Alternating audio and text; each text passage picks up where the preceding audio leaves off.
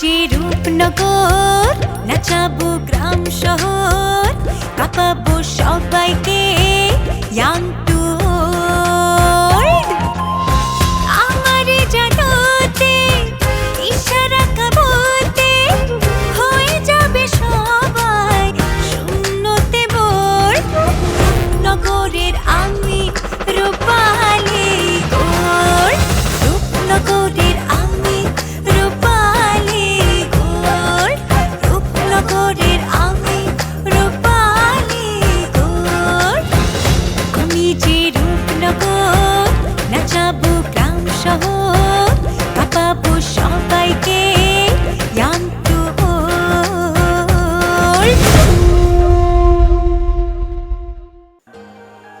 এই যে দেখো ওর দেওয়া ঘড়ি, আমি আমি সে কখন থেকে হাতে নিয়ে আসি।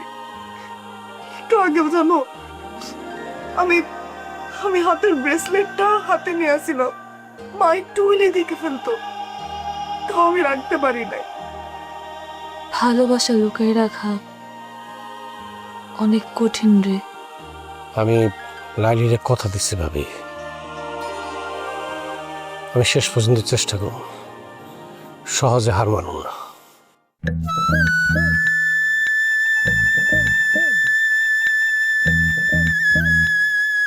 এই হাতটা ধরার স্বপ্ন আমি কতবার দেখতে জানি। ভাবছি আর কোনোদিন যদি ফিরে আসতে না পারি। চুপ চুপ, এই কথা আর বলবা না।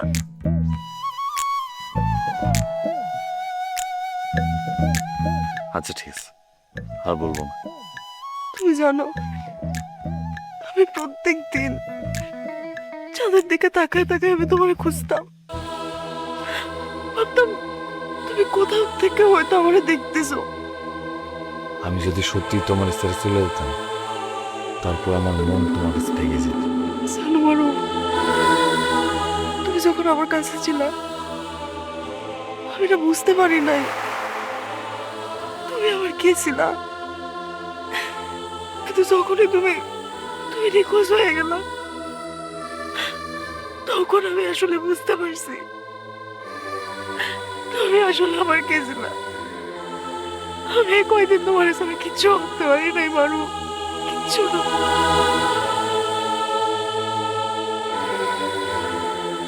তানহা, তোমার একটু দেখতাম।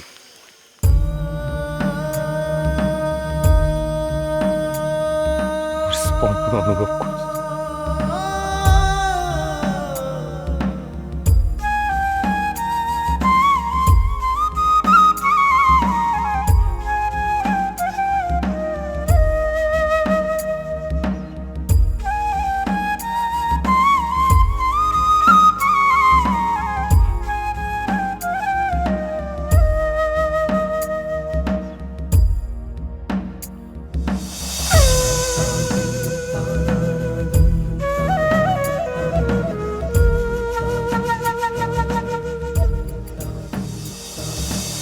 তানহা,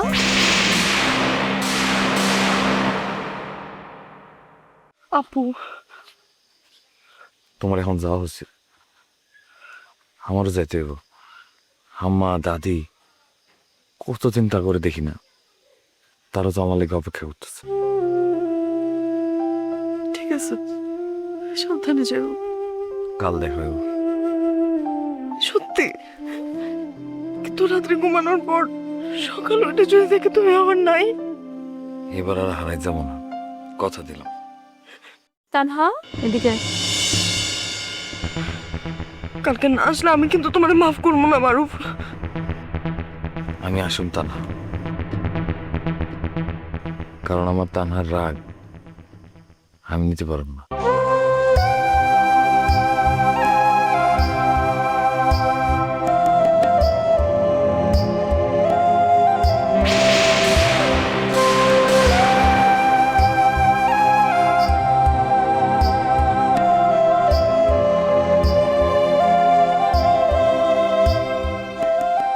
আসবো কিন্তু মারুফ।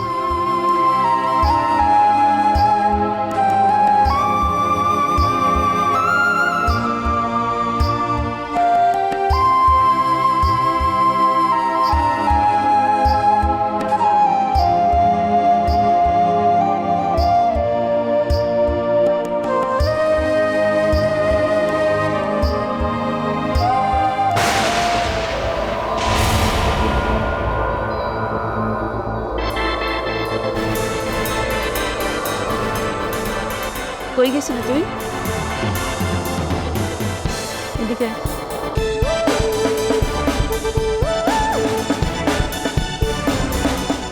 কই গেছিলি তুই?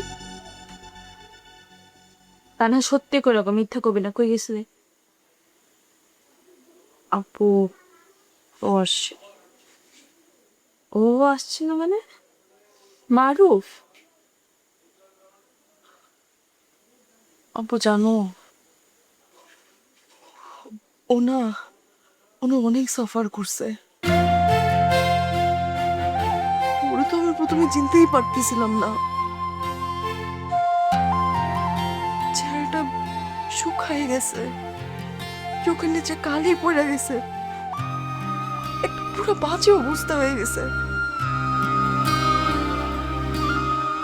দাড়ি গোপ সব বুইরা গেছে। আপনি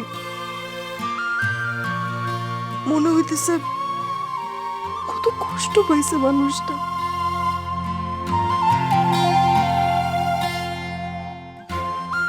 পাগলি, তুই আবার কাঁদতেছিস? ওর এই অবস্থা দেখা ওর মুখটা ভাইয়া যাইতেছিল আপু। তোর ভালোবাসার টানেই মারুফ আবার ফিরে আসছে। এত বাধা, এত বিপত্তি, তারপরে রাত করে ছুটে এসে তোকে দেখতে। তানহা রানী, তোমার ভালোবাসা আসলে খাটে। তুই আবারও কাঁদতেছিস? আপু যারে ভাবছি আমার থেকে হারাই গেছে, আপু যারে ঘরে খুঁজতে খুঁজতে নিঃশ্বাস বন্ধ হয়ে যাইতেছিল, সেই মানুষটা আমার সামনে এসে দাঁড়াইছে। আপু কান্না শুধু কান্না না গো আপু, ভালোবাসা ফিরে পাওয়ার আনন্দ। পাগলি একটা হয়েছে, আর নাকে কান্না করতে হবে না। বাবা যদি কোনোভাবে শুনে ফেলায়, তখন দুই বোন একসাথে ধরে বিয়ে দিয়ে দিব।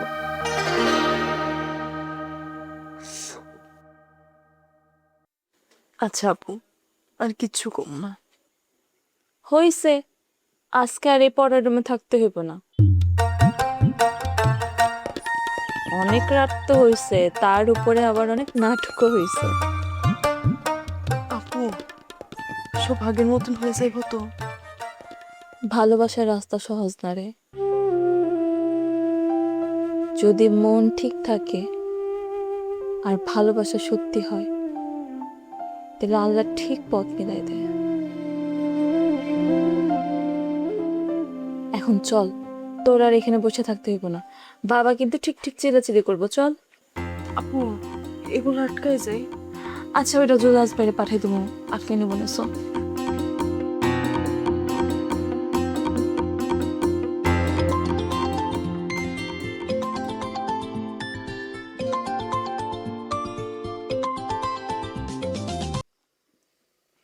হ্যালো তো না? জি বিদ্যুৎ ভাই, আচ্ছা আপনাকে বিরক্ত করলাম না তো? আরে না না না, কি অবস্থা বলুন? সবকিছু ঠিক আছে তো? মারুফ কেমন আছে? ভালো আছে আলহামদুলিল্লাহ। আসলে আমি আপনার একটা কথা বলার জন্য ফোন দিছিলাম। কি কথা বলুন তো? আপনার ধন্যবাদ দেওয়ার জন্য। আপনি না থাকলে তো মারুফরে আমি আর ফিরে পাইতাম না। আমি এই উপকার কোনোদিনও ভুলুম না বিদ্যুৎ ভাই। তানহা, এটা আমার দায়িত্ব, আর আমি শুধু একা না। আপনারা সবাই মিলে আমাকে সহযোগিতা না করলে এই কাজ আমার জন্য এত সহজ হতো না। নয়ন ভাইও আমাকে অনেক হেল্প করেছে। ফাইনালি ওদের আস্তানায় রেট দেওয়ার ক্ষেত্রে নয়ন ভাইয়ের পরামর্শ অনেক কাজে দিয়েছে। আর বিশেষ করে আপনি যেভাবে তথ্য দিয়ে আমাদেরকে সাহায্য করেছেন, সেজন্য আপনাকে ধন্যবাদ। সাহস তো হারাই ফেলছিলাম বিদ্যুৎ ভাই। কিন্তু পুরোপুরি হারান নাই, এটাই বড় কথা। আচ্ছা, জীবন মাঝের কোনো খবর? জিজ্ঞাসাবাদ চলছে, কিন্তু ওই ব্যাটা খুবই ধুরন্ধর। মুখ খুলছে না। তাহলে আইনের সামনে চুপ থেকে কেউ কোনোদিন শেষ পর্যন্ত পার পায় না। আজ না হোক কাল জীবন মাঝিকে মুখ খুলতেই হবে। ইনশাল্লাহ। আরেকটা কথা, মারুফকে এখন খুব সাবধান রাখবেন। ওর শরীর এবং মন দুটোই এখন বিশ্রাম চায়। কোনো ব্যাপারে ওর উপরে কোনো চাপ দেবেন না। আর যদি অস্বাভাবিক কোনো কিছু দেখেন সাথে সাথে আমাকে জানাবেন। জি, আমি পুরোটাই ওর খেয়াল রাখবো। ঠিক আছে। আর শুনুন, আপনি এত রাত জাগবেন না, আপনারও কিন্তু বিশ্রাম দরকার। ঠিক আছে।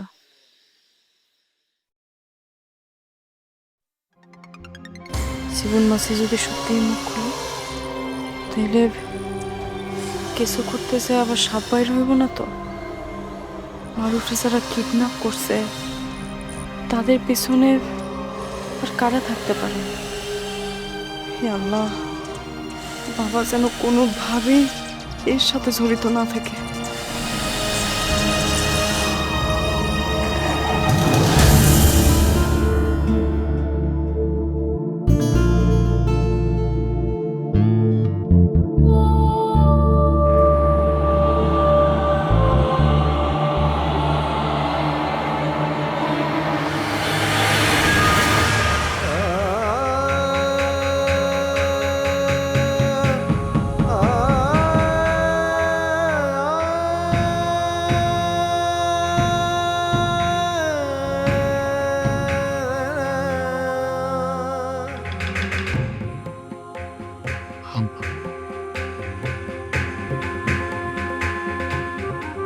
আব্বা, আব্বা,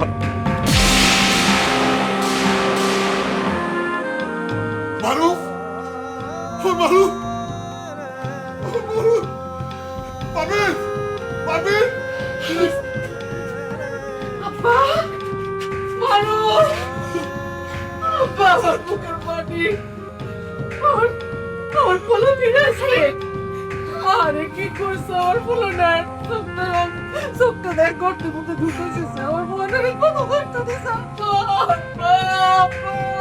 আল্লাহ, আমার পোলাটারে ফিরাই দেন, আমার বুকে ফিরাই দেন। আমার আব্বা আসছে, আমার আব্বা আসছে। আল্লাহ হাজার আমি জানতাম আব্বা, আমি জানতাম। আরো ওরে বাইরে আইছো রে, বাইরে ভাই। আল্লাহ আল্লাহ, তোমার কাছে লাগছে হাতটা দেব, কলজার মধ্যে দে, কলজাটা ঠান্ডা হোক। আল্লাহ তোমার কাছে কত দোয়া করছি। আল্লাহ আল্লাহ আল্লাহ, না না যাই না, মানত করছিলাম ওইটা আগে আদায় করি। আল্লাহ লাখ শুকর তোমার কাছে। আল্লাহ আল্লাহ,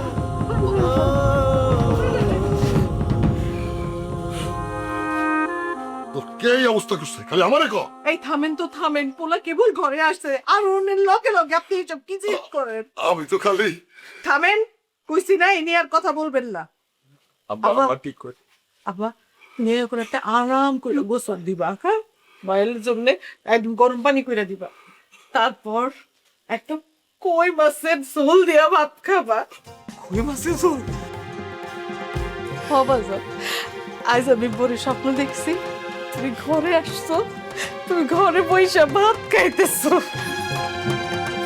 আম্মা, আমার তুমি জানো কি কয়দিন আমি কতবার না খেয়েছিলাম।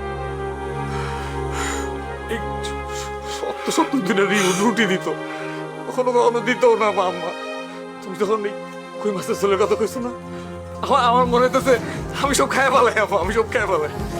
তাই তো খাবো আব্বা, যাও যাও। আরে ওর পোলাটাকে পুরো না খাওয়াই রাখছে, কত শুকায় গেছে তোর ভাই, দেখছস? নে না নে না, বাইরে নিয়ে আসা, গোসলটা করায় নিয়ে আয়। ভাই আসো, বাইরে নিয়ে আসো, যাও নিয়ে আসো। কই মাছের ঝোল, বেগুনের গরম গরম চাকা ভাজি। আমার পোলার এই অবস্থা হইব আমি কোনোদিন ভাবি নাই। যারা আমার পোলারে না খাওয়া রাখছে, যারা আমার পোলারে কষ্ট দিছে, আমার পরিবারের কষ্ট দিছে, তোকে আমি একটারও ছাড়ব না। যত বড় শক্তি হোক, যত বড় নাম হলা লোক হোক, আমি আমার পোলার চোখের পানির পাই পাই সামলবো। আমি একটারও ছাড়ুম না।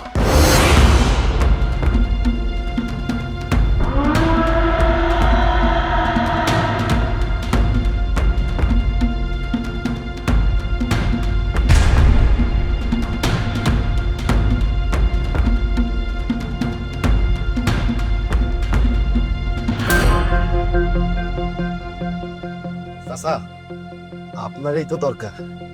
একটা জরুরি বিষয় নিয়ে কথা ছিল। এখন না, পরে আসিস। চাচা, বিষয়টা খুবই জরুরি। তোরনে কইলাম আমি খুব ব্যস্ততার মধ্যে আছি, যা।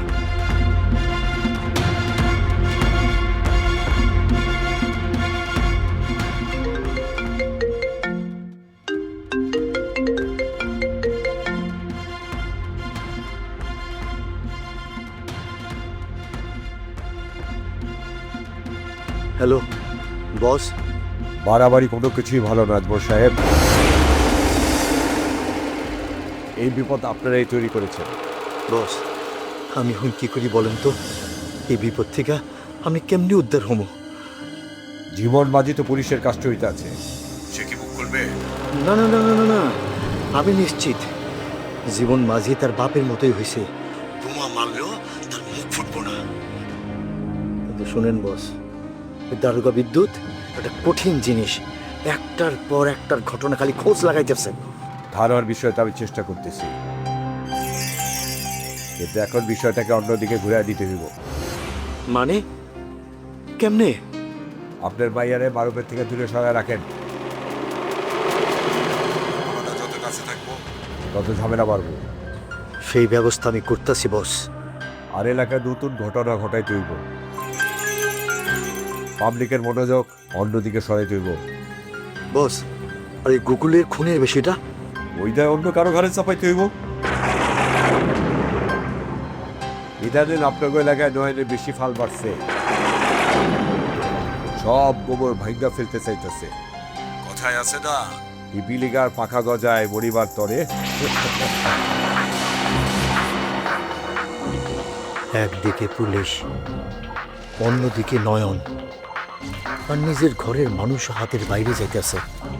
না, আমার দুর্বল হইলে চলবো না। এই খেলা শেষ পর্যন্ত আমারই জিততে হইব।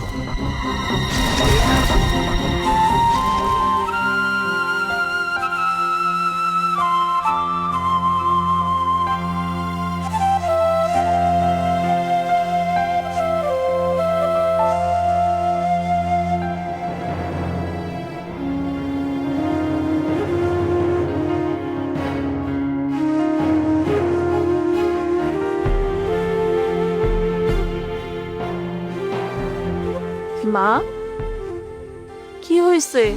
মন খারাপ করে এখানে বসে আছো, কি ভাবতেছো? কিছুই ভাবতেছি না রে, এমনি বসে আছি, কিছু ভালো লাগতেছে না। তেদেরকে একটা খবর দিব যেটা শুনে মনটা ভালো হয়ে যাবে। কি খবর? খুব ভালো খবর। কবি তো কি খবর? মারুফ, মারুফ নাকি ফিরে আইছে মা।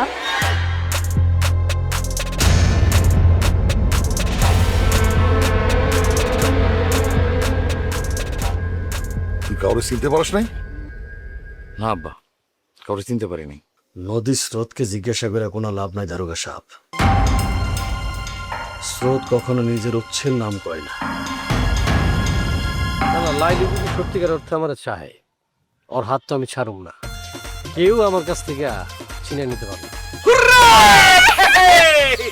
এই তো আমাদের মজনুরা ফিরে আইছে। সব থেকে বড় কথা, এখন মারুফ ফিরছে। অনেকদিন পর মনে হইতেছে গ্রামে একটু শান্তির বাতাস ঢুকছে। আহ,